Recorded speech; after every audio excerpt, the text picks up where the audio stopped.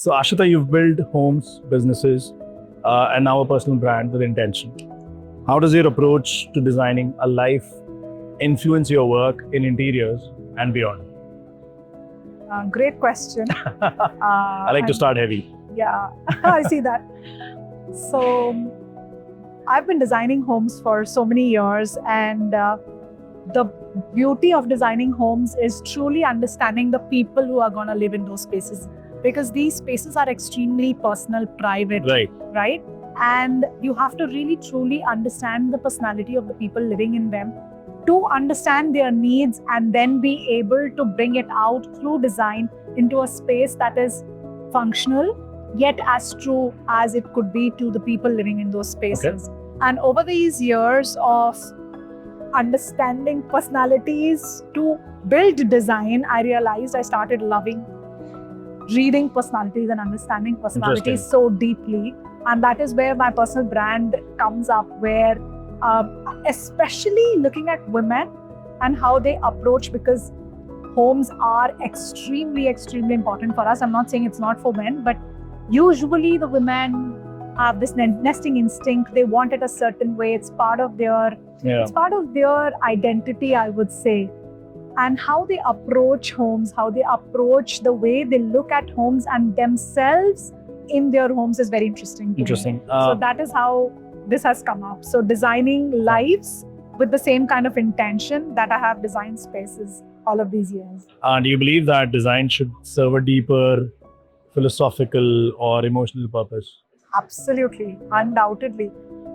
Like I said, the spaces that we spend the most time in, they have a very big impact on us, right? And that's why we talk about biophilic design and how it affects our wellness, and how, for example, our bedroom lighting will affect the quality of sleep that we will have and all of that, right? So if something is if I am emotionally very attached to something, for example, I had a client who wanted her grandmom's sari to be, so that the fabric which resembles that to be a part of her wardrobe, because she's so extremely attached to that. And that is nostalgia for her.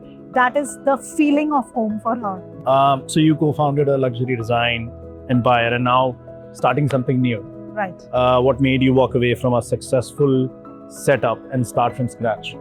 It's not walking away, of course not. It's like, it's like asking me why would women want to have a second child?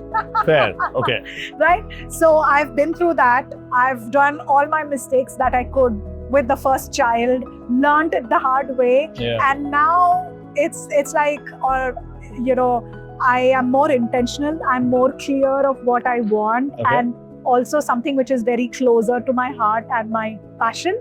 So this always will remain, and I'm gonna always be a part of it.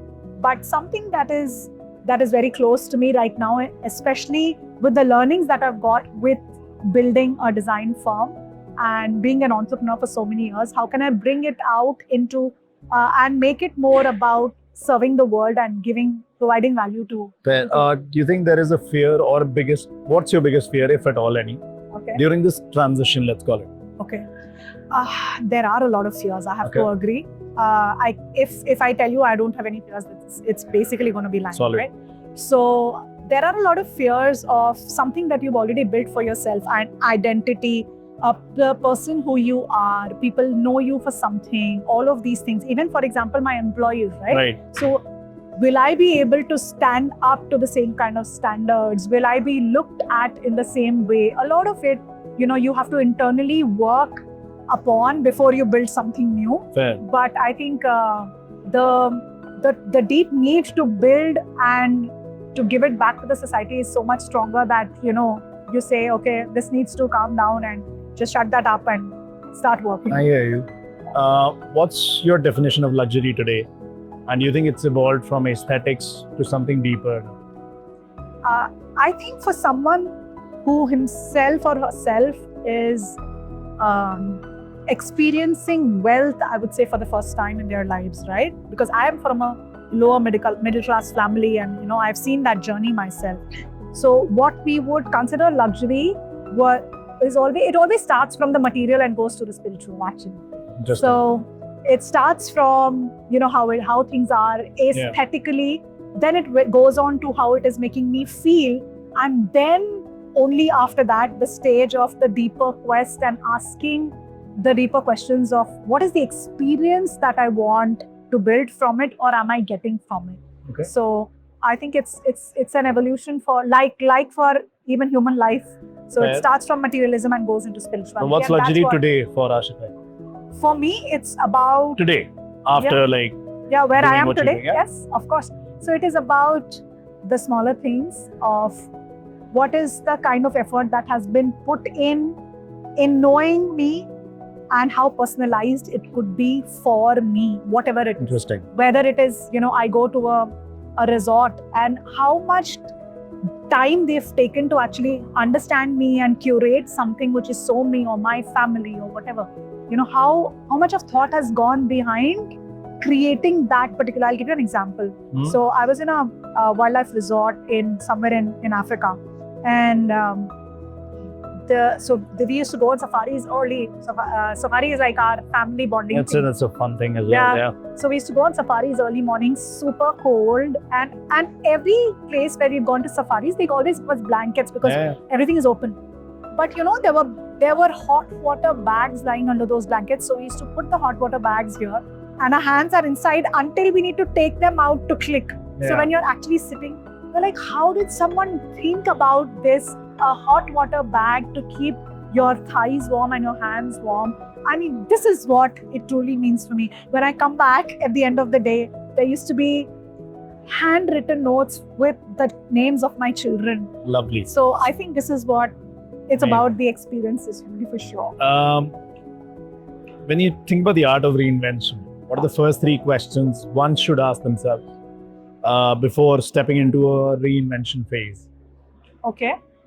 Is it from a design aspect? Yes, of course. It's about, let's just say... Or is it reinventing what you've been doing? Correct. Okay. So in your life and business. Okay. Yeah. So I think the first question would be, what have you already seen, experienced and built? I would say it all starts from history. You can never look into the future unless you really truly know what humankind or you yourself or even other people in the same space have done, have achieved. And that is where you will be able to see where is the gap that... So it's about knowing what people have already done in the industry. It's about knowing yourself very deeply, and then being able to create that intersection, the Venn diagrams. So finding that space which is very true to you, but you think that has not been expressed through design till now. Interesting. Do you think women in design often feel forced to choose between family and ambition? Or is that just a false narrative that we've accepted for too long? This is not specifically for women in design. I think women in general, in corporates or entrepreneurship, we believe that we have to choose between that actually, I would say, more than having to choose. Yeah. And I personally don't believe that there is a work-life balance that we can really truly do. That is the truth of it. So it has to be only one thing which is your priority. That is the truth of it. And I know this is very controversial, but this is what I like to believe. I would say, at least for me, what has worked is in a different phase of my life, something else was different. And then in a different phase of my life, I say, so it's always been 1 and 2. For example, the kids, when they were younger, that was priority 1. And I would have to give up on some things in my career because that is the choice I'm making at that time. But now that they are slightly more older, I'm saying, okay, now that is 2 and this is 1, because now is the time that I want to focus on something that is so much more truer to me, because that part of my life is already fulfilled in a way. Yeah. Fair. Interesting. Do you think the Indian luxury interior market is truly innovating, or do you think are we just copying the West with their prestige veneers and everything? I would say there is a minority who's truly innovating. Like when I go to the ID shows or the AD shows and all of these kind of exhibitions, I see there is a small, and even in fact to interior design colleges, I see that there is this spark in those children. There is that now. How much they are able to take it forward and make it into something which is which reaches the masses or which becomes a brand in itself. I think that is where a lot of mentorship from our generation is needed for these children. But I believe there is a lot of innovation happening, especially because a lot of these children are wanting to get back to the roots and say, how can we create something which is modern but it's still rooted there. It's also about identity. I think it's all about identity and identity creation as well. And when you don't have a lot of baggage, I think you're free to pretty much innovate in whichever way and form you want. All it's required is just a free mindset, isn't it? Yeah, Do you think influencer-led brands have diluted the meaning of luxury, or are they evolving it? See, influencer-led brands, I would say, are just creating more perspective and more people know about luxury. Okay. They are at least, I don't see anything wrong happening. Like I said, it is an evolution for everyone. Luxury could mean completely different things to you and to me, right? But at least there are so many more people, and I'm only speaking from India's perspective right now, so many more Indians who are looking at luxury and aspiring towards it, and that itself is part of our growth story. Yeah. So I don't see there's anything wrong. I think some gatekeepers would disagree with you, but all right. Does our society still undervalue emotional intelligence and storytelling in business strategy? I think it sounds like a good marketing tool. Like when it comes to storytelling, emotional intelligence is something. Personally, I'm just giving you my point of view about it. Seems like a lacking sort of a thing today, at least. Like you mentioned about your experience in Africa, right? Right. I think that good sense helps their business too. Absolutely. That empathy within that, feeling that, okay, my guests are going to be cool. Right. It's just a very basic thing to understand and experience themselves. Right. I don't know what's your take on it. So I would say that a lot of this is exactly what will differentiate a regular brand from a luxury brand, because they are actually thinking in emotional intelligence, they are thinking in storytelling. Whether they are marketing it in that way and looking at content creation in that way is a different story. But a brand cannot be a luxury brand if they are not truly thinking about the customer in an emotional way or a storytelling way, and creating, thinking what is the experience that this person is going to get through this space. So I've seen far too many businesses doing it right, but not able to tell it. yes. And then there are far too many who are able to tell something, but not doing it right. It just needs to be both those aspects put together. And then those are the brands which are actually truly reminiscent within our own heads. Absolutely bang on. Yes. You do talk about being present with children. Absolutely. But do you think work-life balance, like you said, you kind of already answered it, but do you think it's a myth sold to women more than men? Very much. Very much. It is. Like I said, if now my priority is my business, that doesn't mean that I don't spend quality time with my children. What I'm saying is so this is like my anchor. It's, whenever there is a decision that needs to be made, for example, I have kind of said, this is what you need to do, and I have not found the time to do that. Review it with my son, for example. But I have to come here on a Sunday, Yes. right? I chose this and I said, okay, I'll either take out time for it or I'll have someone else do it, because I've built support systems. But I myself have accepted that I might not be able to do it in the same way when I was able to do it in the other phase of my life. So I think what women need to do really truly is, if they are choosing their careers, then just be unapologetic about it. It's fine. This is your choice. As long as you are feeling fulfilled and that is truly what fulfills you, you want to do about it, you don't have to feel guilty. There is no reason to do that. If it's not like as human beings, we are doing only one thing in the world, Yeah. right? And this is what my priority is. And then my children come next, or my home comes next, or my family comes next. Just believe it, accept it. That's it. Boss, parental guilt is so real. Oh, true. And I have to say this on behalf of my men folk, we feel it too. Okay. It's not that we don't feel it. Okay. I'm also sitting here on a Sunday Yeah. with you, Yeah. with my kids at home. Yeah. It's all I can think about right now. Okay. But it's there. It's constant. It's always there. Right. Can't do away with it. But I do love the word unapologetic. I think that's the only way to Yes. actually grow. Yeah. Let's have some fun. Quick Sure. rapid fire. Yeah. Sure. Before we close this. Yes, absolutely. All right. One design trend that you secretly hate, One design trend that That I you secretly- secretly hate. completely dislike. Okay. Family portrait walls. Okay. They're gone. They're a thing of the past Yes, now, right? absolutely.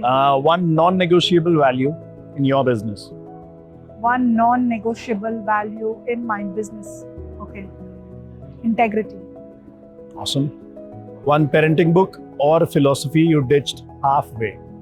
Oh, You're like, okay, this is not working for me. okay, interesting. The current education system. I've brought up my children in alternate education systems. So Oh yeah, yes. that's awesome. That's kind of courageous as well. Like Yes. going against the norm. I Very think that's nice. who I am. I Awesome. always love to take the road less traveled. And that I like to- answers why I want to build something new. Okay. You know, it's fearful, it's full of mess, but that's what my true calling It's is. fun, right? Yeah, Very exciting as well. absolutely. In your life, if your life were a design material, Okay, what would it be? design material. Your Wow. life. It's a deep one. Yeah, I'll have to think about this. Okay, if my life was a design Material. What it would be what? I'm thinking for myself also right now. Yeah, Oh yeah, I know it. you know. Yeah. Okay. I think it would be wood itself. Oh yeah. Because it has a thing of its own. Of course, wood can be different kinds of wood, Sure. right? But It's got its own character. it has its own character, but you can still, Versatile. yeah, you can still mold it into completely different things.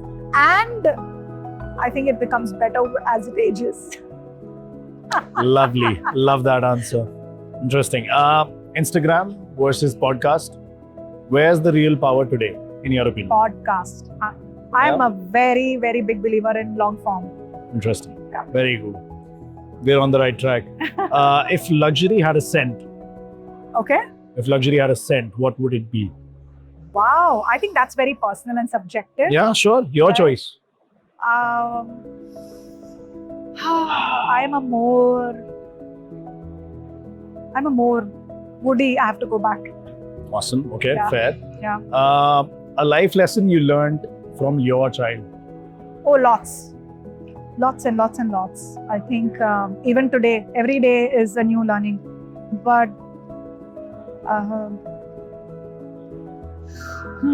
one, You can tell us more if you want. just loving selflessly. You know, Interesting. when they are younger, they look at us as idols or God. When they start becoming older, they are starting to see the flaws and see that we are true human beings with all our, spectrum. But they still do truly love us for who we are. Very nice. I think that's the struggle we adults have today. Yeah. Answerable to our parents, then answerable to our kids. Yeah. What's more powerful, elegance or authenticity? Authenticity always. All the way, right? Always. This was an easy one. Yeah. A quote that defines your current chapter in life. Okay. A quote. Oh, what's your favorite I can quote? think of a word right now, actually. Okay, tell us, please go for it. Declaim. Declaim. Interesting. This probably has 5 more minutes of explanation, but we are not going to jump into it. Yeah. If you had to design a home for an 18-year-old self, for yourself, Okay. and you were 18 years old, Okay. what's the one thing that you would leave out of it? 18-year-old would leave out.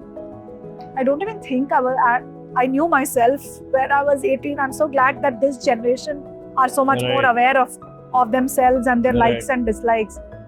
when I was 18, I was still trying to live up to The expectation. others' expectations around me. Yeah, I think when we are young, then that phrase sort of holds on to us, right? हजारों ख्वाहिशें ऐसी, Right. यार ख्वाहिश पे दम निकले. Correct. वो दम निकलता है बड़े होने के बाद. But जब हम छोटे होते हैं तो हजारों ख्वाहिशें होती हैं. Correct. So probably leave nothing out and dream of everything inside. Absolutely. I think that is what anyone, even in their like early 20s, should still believe. Maybe till Yeah, 27. aspirations should be big. Anyone in their 20s should still believe. Like, don't be scared of failing. Just try anything and everything that interests you. Do it for 6 months, 1 year, 2 years. It's never too late to start afresh. Don't be scared of that. That's it. Awesome, lovely. I loved having this chat with you. You have an Same infectious smile. Thank you for spreading it. This is Aashita Chadha. I'm Rishabh Agrawal. This is The Code, India's #1 construction podcast, and we are at Diag Build.